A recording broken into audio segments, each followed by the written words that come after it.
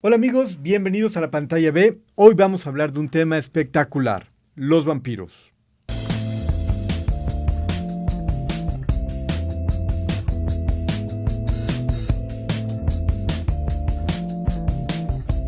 Y cuando hablamos de vampiros, vamos a hacer una referencia a cómo inician en la historia y vamos a ver las primeras películas de vampiros, las que fueron construyendo el mito, el género, etc.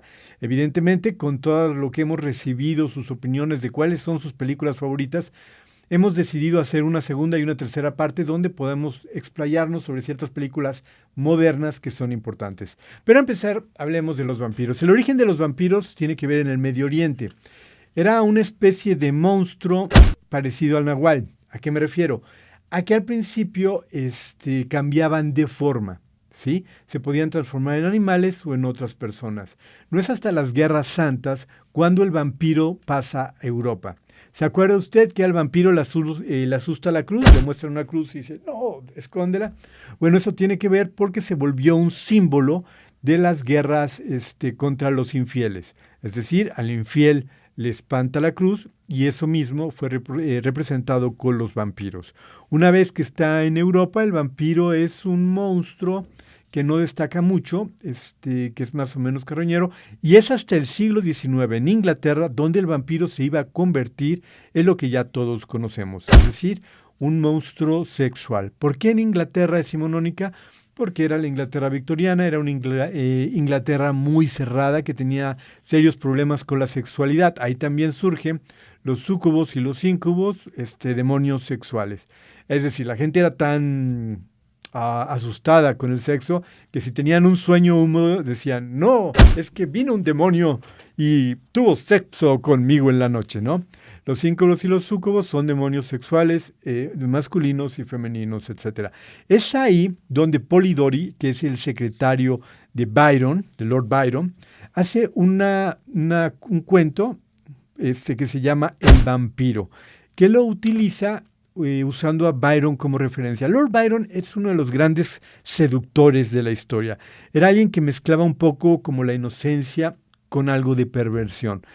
Tenía una química muy especial con las mujeres, sedujo a todas las mujeres que usted se puede imaginar, incluso en algún momento a su hermana. Este personaje también peleó por la independencia de Grecia, es un personaje muy interesante. Él también contribuiría al mito de los vampiros con un poema que se llama The Vampire. Pero bueno, estos son los inicios del vampiro. En la historia de Polidori es una especie de noble que va seduciendo a la hermana del protagonista y al final la conduce a su perdición. Pero no es hasta la novela de Bram Stoker, el vampiro, Drácula, donde ya el vampiro se vuelve un poco más como lo conocemos. Está basado en Vlad Tepes y es una historia donde ya el vampiro tiene una cuestión muchísimo más sexual. Se alimenta de la sangre y la sangre lo va rejuveneciendo. Sus víctimas favoritas evidentemente son las mujeres. Llega a Inglaterra, ahí se enfrenta con este grupo de valientes que trata de derrotarlo antes de que mate y consuma a Mina Harker, la heroína. Esta novela causó muchísima sensación por toda Europa y es así donde llega al cine y empieza a desarrollarse. Para hablar de las películas más importantes del cine de vampiros, vamos a reflejar también las películas mexicanas. Hemos elegido 5 de las iniciales y vamos a explicar un poco por qué. La primera que queremos mencionar en el número 5 es Santo contra las mujeres vampiro. Porque bueno, Santo es un luchador maravilloso y esa es una de las películas que de alguna manera en Europa llamaron surrealistas y tuvo como un gran mercado. Luego se dieron cuenta que no había una idea muy artística en las películas del Santo, pero gustaron mucho. Hicieron 2 tipos de versión. La versión para México, donde las vampiras más o menos eran recatadas e iban vestidas, y la versión para Europa, donde salían topless las vampiras. La versión fue dirigida por Alfonso Corona Blake. Es curioso porque hasta hace unos 2 años se exhibió por primera vez las películas de vampiras topless aquí en México durante el festival y hubo una suerte de resistencia. Por esta cuestión de Europa y por la de las vampiras poca ropa, hemos colocado en el número 5 de los vampiros iniciales a El Santo contra las mujeres vampiro. Toda esperanza.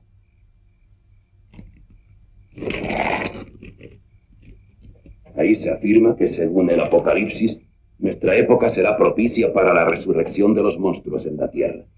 Los hombres empeñados en destruirse mutuamente utilizarán con fines egoístas una tremenda fuerza de la naturaleza.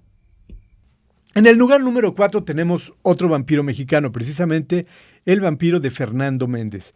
En esta película se iba a consagrar el actor Germán Robles como el vampiro por excelencia del cine mexicano. Sale con Abel Salazar. ¿Qué es lo curioso de esta película? Bueno, primero tiene un buen reconocimiento mundialmente como una buena película de vampiros. Es una mujer, llega a un pueblo y lleva, digamos, hay un ataúd, y en ese pueblo hay un vampiro. Y es el que se está comiendo a todo el mundo, está chupando a todo el mundo del pueblo. Es una película muy interesante, tiene muy buena atmósfera y al recuperar esta cuestión mexicana de los pueblos, le da un toque muy diferente. Realmente, si no la ha visto, vale mucho la pena. Después de esto, el actor Robles iba a estar condenado a representar para siempre el vampiro. De hecho, se hizo una secuela, El ataúd del vampiro de la ciudad, que no tuvo tan buen éxito, no le fue tan bien en taquilla y evidentemente no ha sido destacada. Esa es nuestro número 4. Víctimas por el terror, cayendo sobre ellas en el momento más inesperado.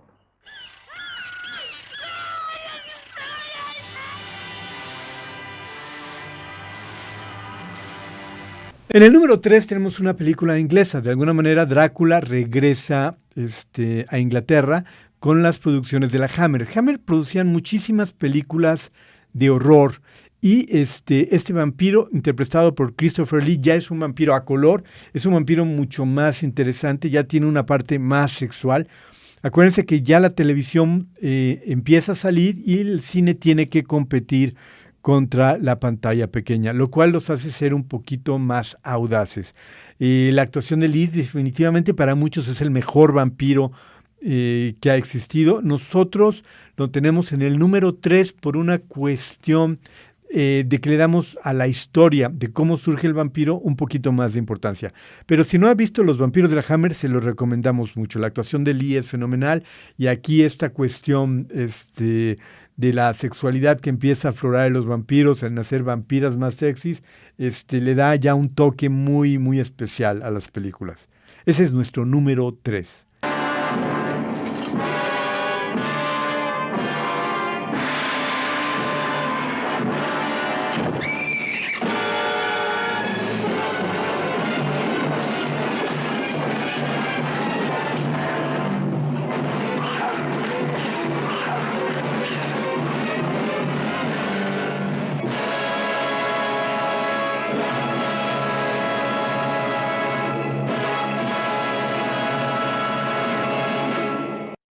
Y el número 2 de vampiros es una maravilla. Vamos a hablar del vampiro de Hollywood, de los monstruos de la Universal.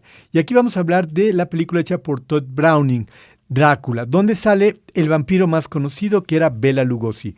Bela Lugosi es un actor que encarnó Drácula día, noche, incluso quiso ser enterrado de vampiro.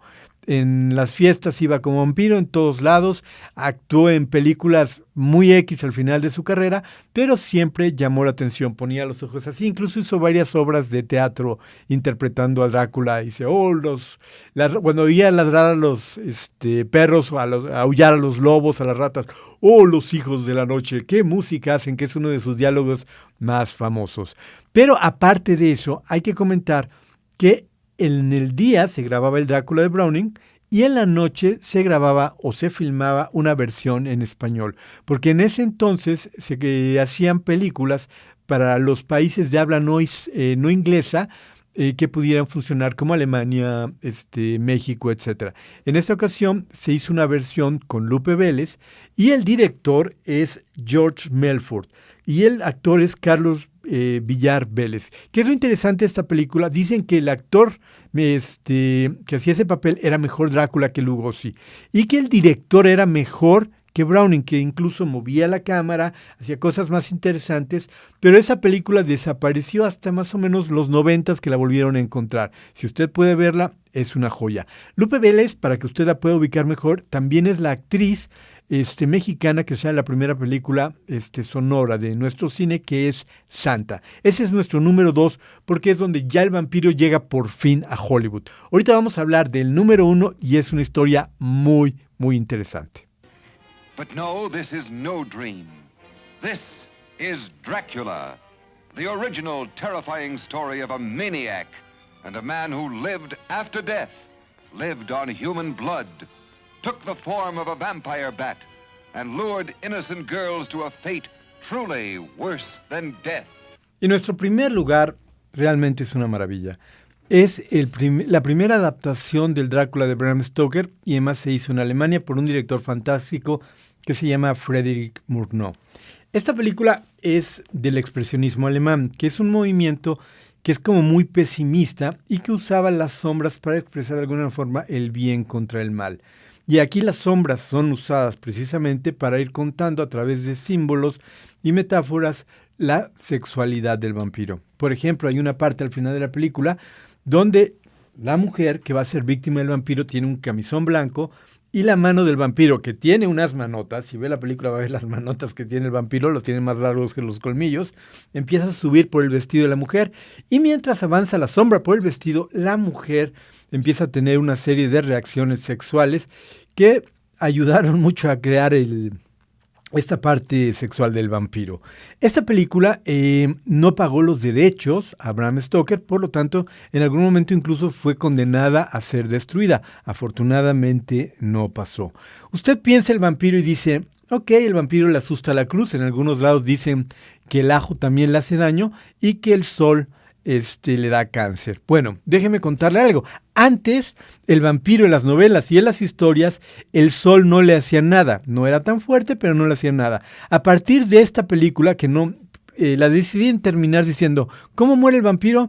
Pues que se quede con la mujer hasta el final y que el sol lo destruya. Y a partir de ahí, ya se volvió un hecho que en todas las películas de vampiro, el sol le hace daño. ¿Sí? Ni el bloqueador solar puede salvarlo de los efectos solares. Okay. Este vampiro iba a ser muy famoso, el actor, incluso iba a tener una segunda versión dirigida por Werner Herzog, donde sale Klaus Kinski, Isabel Adjani, y donde de alguna manera el personaje principal, que en esta primera película era la mujer, aquí se vuelve en Jonathan Harker, que escapa ya convertido en vampiro al final de la película en un cierre muy oscuro. Entonces le damos el primer lugar a Nosferatu de Murnau y también lo comparte de alguna manera en la nueva versión que hizo Herzog en los 70s. Con esto cerramos los vampiros históricamente. Próximamente vamos a sacar una serie de varias películas de vampiros que ustedes nos han señalado que les gustan mucho y exploraremos cómo la sexualidad del vampiro sigue latente, cómo ha cambiado, cómo hay películas ya de vampiros más juveniles, cómo hay películas de vampiros más maduros, etc. Así que no se pierdan los especiales que tendremos a continuación. Por lo pronto es todo en la pantalla B. Recuerden seguirnos por favor en nuestras redes sociales donde les tendremos varias sorpresas. Muchísimas gracias.